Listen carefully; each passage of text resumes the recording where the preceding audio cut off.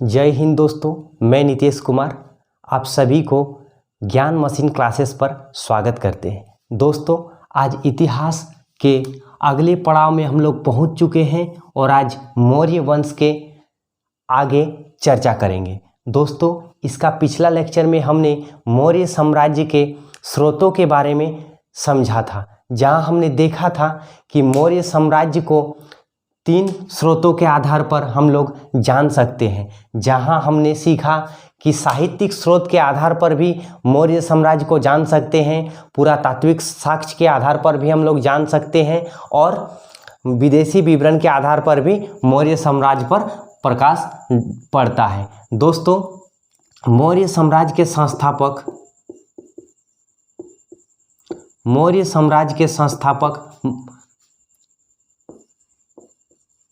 चंद्रगुप्त मौर्य थे। मौर्य साम्राज्य के संस्थापक कौन थे?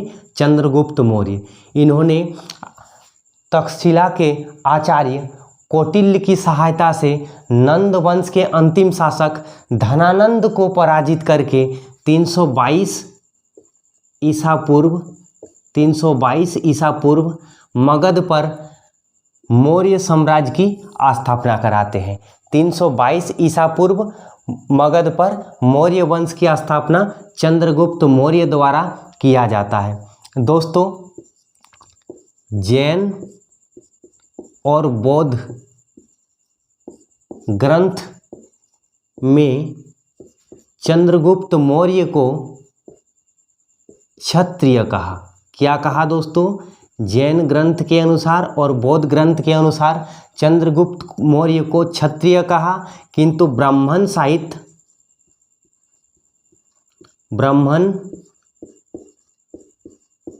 साहित्य के अनुसार इन्हें शूद्र जाति का माना। क्या माना दोस्तों? ब्राह्मण साहित्य के अनुसार इन्हें शूद्र जाति का माना। दोस्तों, चंद्रगुप्त मौर्य ने 2 विजय अभियान शुरू किया था। एक बंगाल विजय जिसकी जानकारी हमें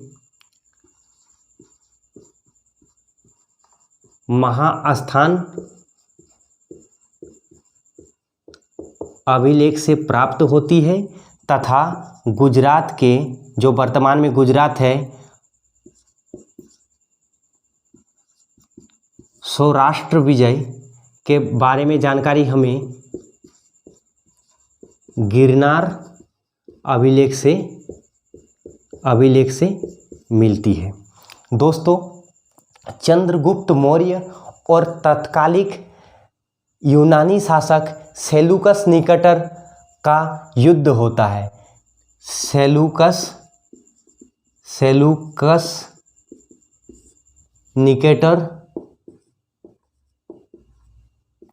निकेटर वर्सेस चंद्रगुप्त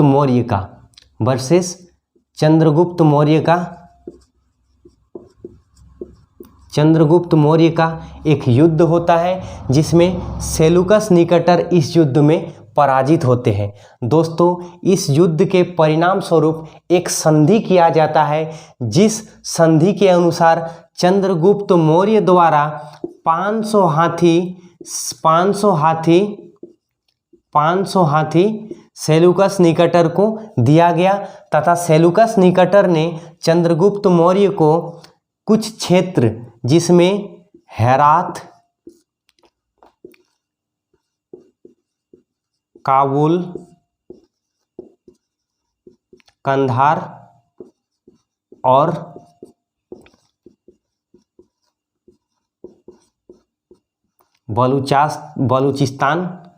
बलूचिस्तान दिया गया। चंद्रगुप्त मौर्य को 500 हाथी के बदले क्या मिला दोस्तों? हेरात का क्षेत्र, जो वर्तमान में ये चारों पाकिस्तान में है, ये काबुल अफगानिस्तान में है, कंधार और बलूचिस्तान का क्षेत्र चंद्रगुप्त मौर्य को दिया गया।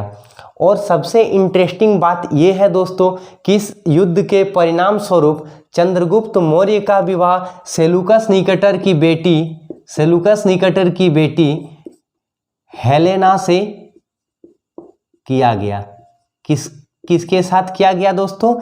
चंद्रगुप्त मौर्य का विवाह हेलेना के साथ हुआ इस युद्ध के परिणाम। दोस्तों इतना दूर आप सभी को समझ में आ गया तो मैं मिटा सकता हूं। अगर आपको स्क्रीनशॉट लेना है तो आप ले सकते हैं।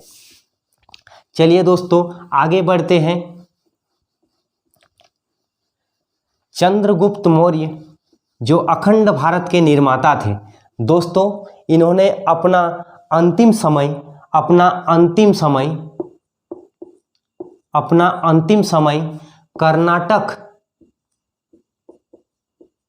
कर्नाटक के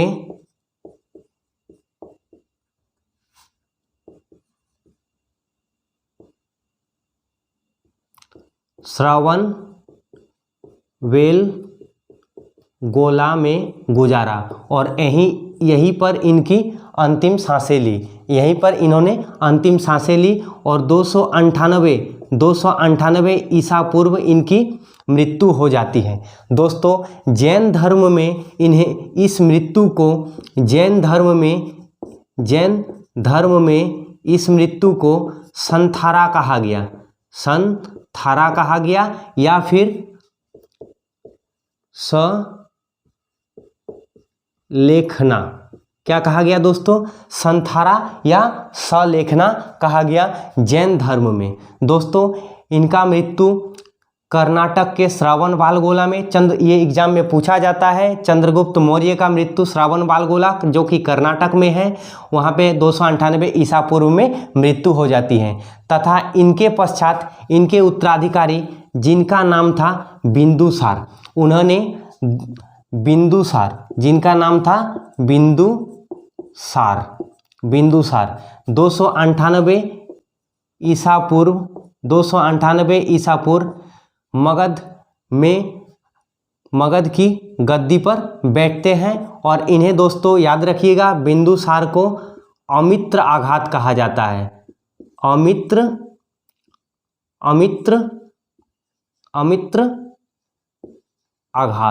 अमित्र आघात कहा जाता है दोस्तों बिंदुसार को। इसका शाब्दिक अर्थ है शत्रु विनाशक।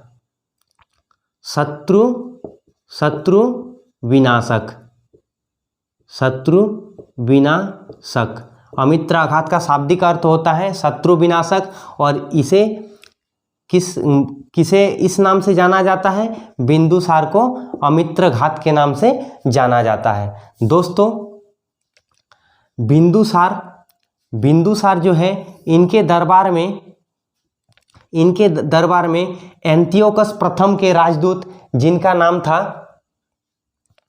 जिनका नाम था हेलियोडोरस, इन्होंने इनके दरबार में बिताया। तो दोस्तों इतना ही। इससे आगे बढ़ेंगे हम कल के वीडियो में। अगर अच्छा लगा वीडियो तो प्लीज़ लाइक कीजिएगा, सब्सक्राइब कीजिएगा और बेल आइकन को दबा दें ताकि कोई भी नेक्स्ट क्लास आए तो आप सभी को जानकारी प्राप्त हो। थैंक यू दोस्तों, बाय बाय, टेक केयर।